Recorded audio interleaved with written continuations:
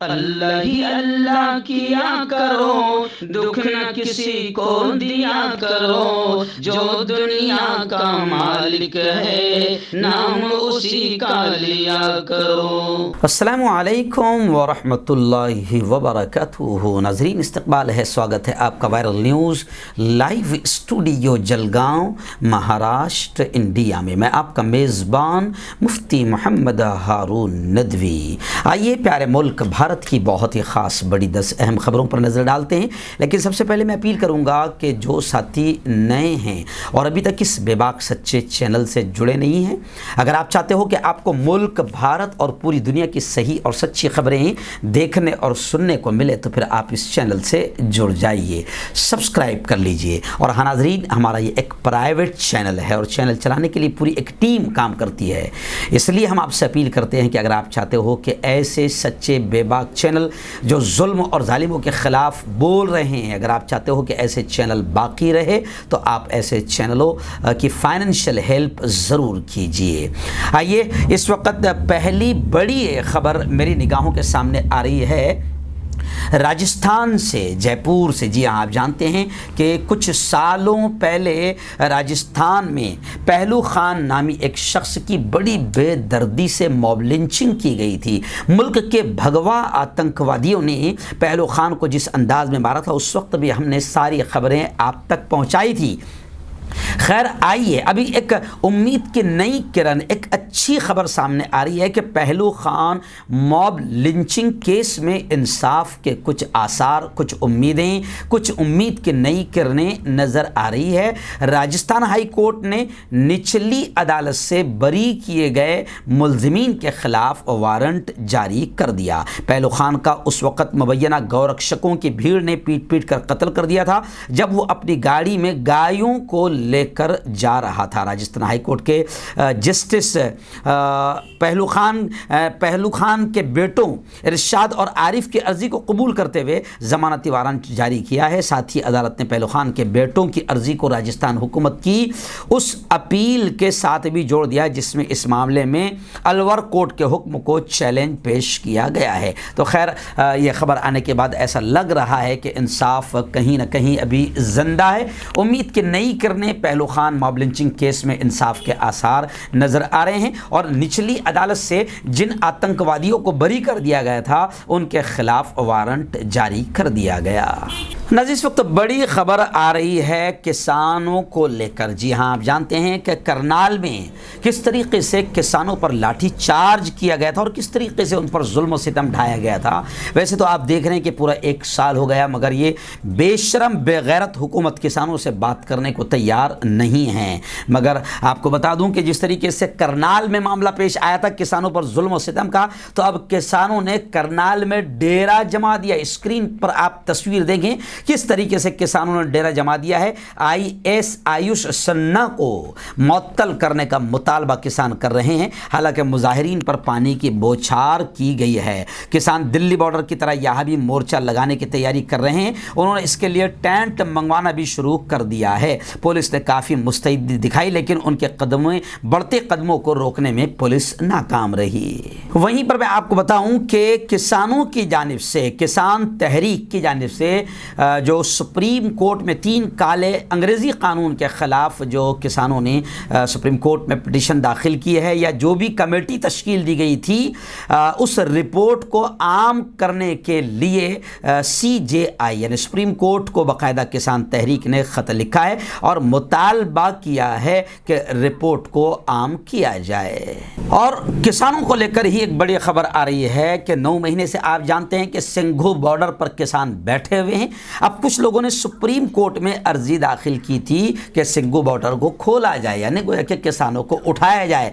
मगर बड़ी खबर आ रही है कि सुप्रीम कोर्ट ने दरखास्त सुनने से ही इनकार कर दिया। नाज़रीन, तीसरी बड़ी खबर जम्मू कश्मीर से आ रही है। जी आप जानते हैं कि हुर्रियत लीडर सैयद अली गिलानी की तजहीज़ और तकफीन को लेकर काफ़ी आवाज़ें उठ रही है।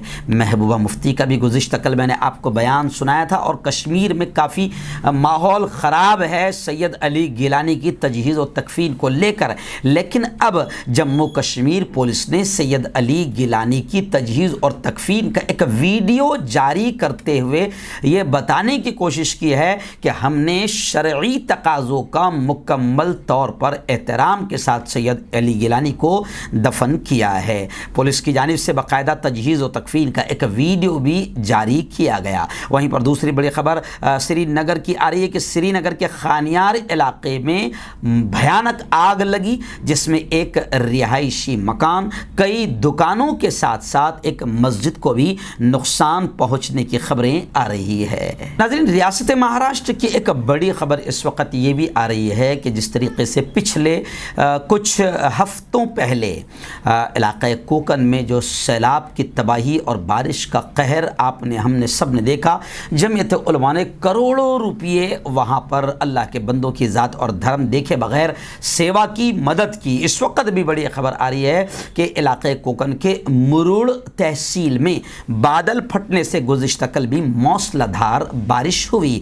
घरों और दुकानों में पानी दाखिल होने से लोगों में एक बार फिर खौफ व हरास का माहौल बन गया। और यही नहीं, पहाड़ी और तोदे वगैरह जो पहाड़ियों पर जो पत्थर वगैरह होते हैं उसके भी धंसने के वाक़यात हो रहे हैं। अजानों का एहतमाम गुज़िश्ता कल लोगों ने किया। इस आफत को देखते हुए लोगों ने अल्लाह अकबर की सदाएँ बुलंद की। फसलों को भी काफ़ी नुकसान हुआ है। आमद और रफ्त का, ट्रैफिक का, रोड का सारा सिस्टम मुतासिर हो गया है। मुरुड़ समेत श्रीवर्धन और मसला में भी मौसला धार बारिश से लोगों में एक खौफ का माहौल है। रत्नागिरी और रायगढ़ में रेड अलर्ट जारी कर दिया गया। कोकन का पूरा इलाका, ऐसे ही वस्ती महाराष्ट्र और मराठवाड़ा में भी शदीद बारिश की पेशन गोई है। वहीं पर मैं आपको बता दूं कि जलगांव ज़िले के तहसील 40 गांव वगैरह में भी काफ़ी नुकसान हुआ है। और गुज़िश्ता कल की बारिश से हमारे अपने जलगांव ज़िले के जामनेर इलाके के देहात भी काफ़ी मुतासिर हुए हैं। नाज़रीन, इस वक्त उत्तर प्रदेश की एक बड़ी सियासी हलचल मचाने वाली खबर सामने आई है कि अतीक अहमद जो बाहुबली और दबंग नेता के नाम से जाने जाते हैं, अतीक अहमद और उनकी अहलिया AIMIM में शामिल हो चुके हैं।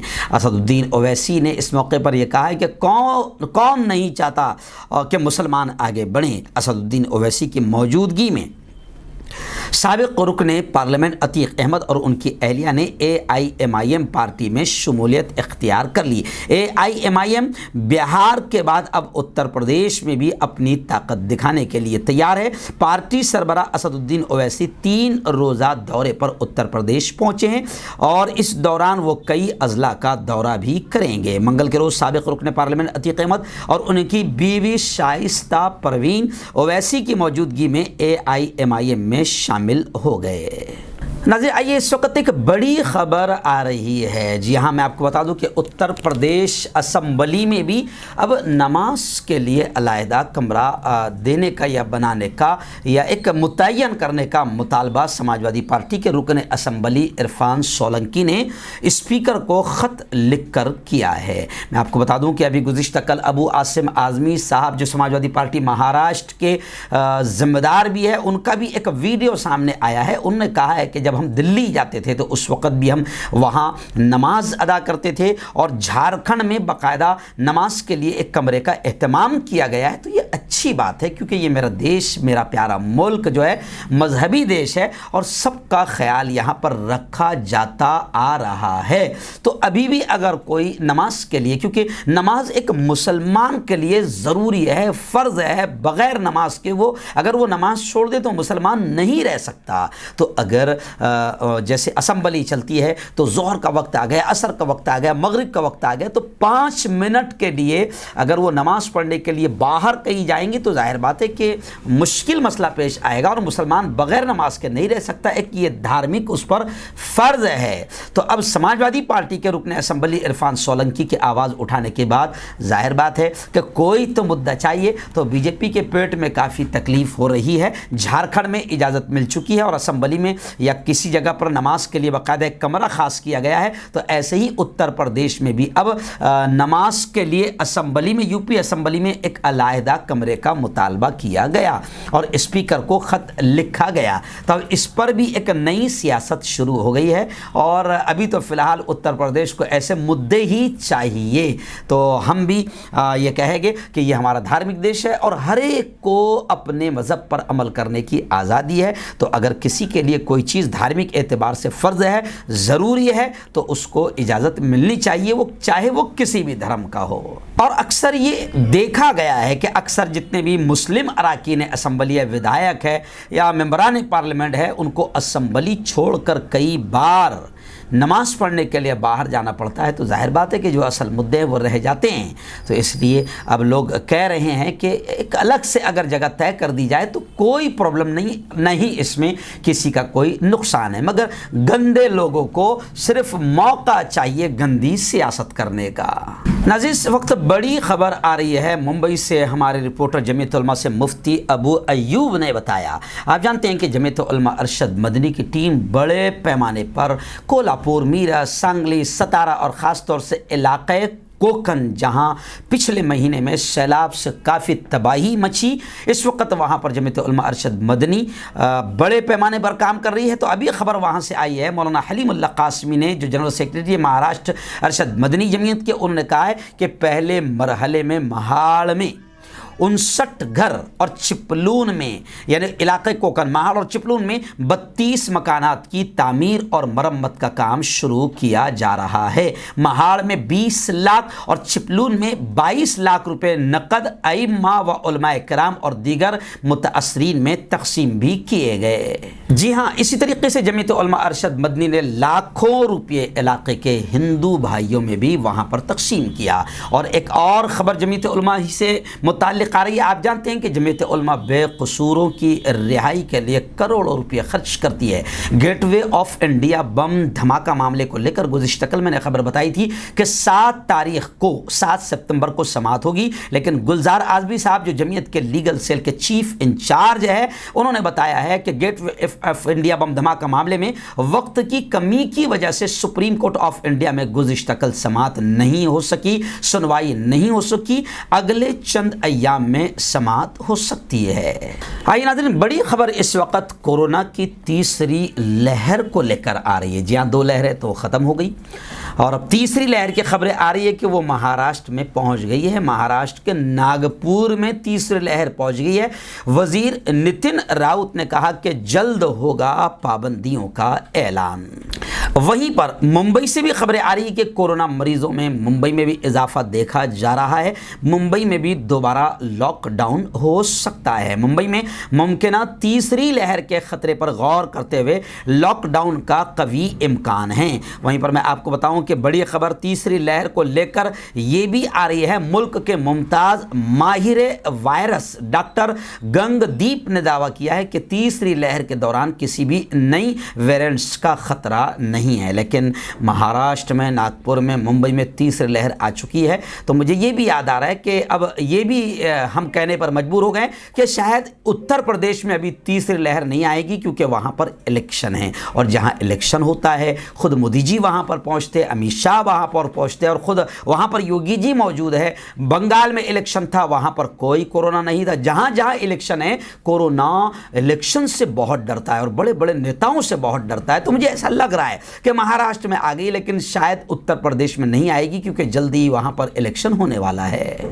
आइए नाज़रीन, 9वीं बड़ी खबर इस वक्त मेरी निगाहों के सामने आ रही है। जी हाँ, आप देख रहे हैं कि मुल्क की तकरीबन जितनी गवर्नमेंट की प्रॉपर्टियाँ थी वो बिक चुकी है। अब कितनी बाकी है ये भी शायद मोदी जी को ही मालूम होगा, लेकिन अब अजय माकन का बड़ा बयान आया है। मरकज़ की नेशनल मोनेटाइजेशन पाइपलाइन स्कीम पर सवालिया निशान लगाते हुए अब अपोजिशन ऑपरेशन मोदी और मोदी सरकार पर हमला करते हुए नज़र आ रही है, क्योंकि अब रेलवे बिक गई, प्लेटफॉर्म बिक गए, पटरियाँ बिक गई, ट्रेनें बिक गए और एयरपोर्ट बिक गए हैं। तो अब लोग कह रहे हैं कि जनाब मोदी हुकूमत ने पब्लिक प्रॉपर्टी का बिल्कुल मेगा सेल लगा रखा है। अगर अडानी और अंबानी से बड़ा कोई ख़रीदार होगा मुल्क को ख़रीदने वाला तो वो ख़रीद सकता है। तो अब जाहिर बात है कि अजय माकन का बयान आया है, उन्होंने कहा है कि ये सब कुछ खुफिया तरीके से, कॉन्फिडेंशियल तरीके से, खामोशी में हो रहा है। हुकूमत की नीयत पर सवालिया निशान अब लग रहा है,